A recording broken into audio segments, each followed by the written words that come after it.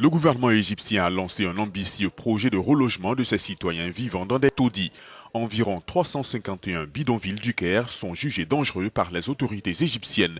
En conséquence, les plus de 800 000 habitants des bidonvilles seront éventuellement transférés dans des appartements en hauteur, comme ceux de Tahia Misr dans la capitale Le Caire.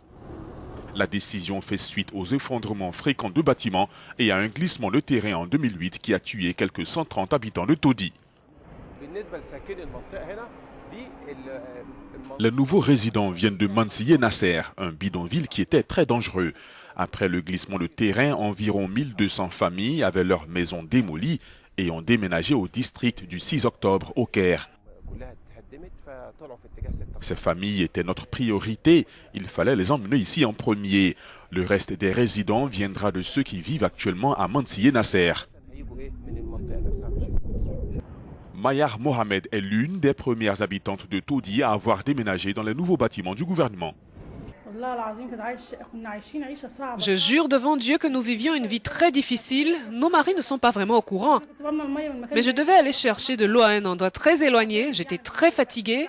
Mais ici, la meilleure chose que nous ayons est l'accès à un verre d'eau. C'est la meilleure des choses.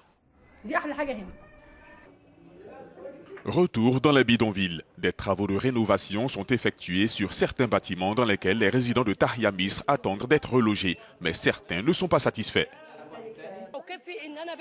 Ma maison s'est effondrée il y a 26 ou 28 ans. Ces gens ont rénové nos maisons, mais c'est toujours les mêmes. Juste une chambre. J'ai 5 enfants et un homme et sa femme, ça fait 7. J'ai des filles et des jeunes gens dans le même bâtiment. Chaque fois qu'une de mes filles est dans la salle de bain, un homme frappe à la porte en lui disant de se dépêcher. Est-ce approprié? Honnêtement, cette rénovation ne fonctionne pas pour nous. Les 2 premières phases du projet Tahia Misr comprennent 12 000 appartements. Une fois terminé, il abritera 100 000 personnes.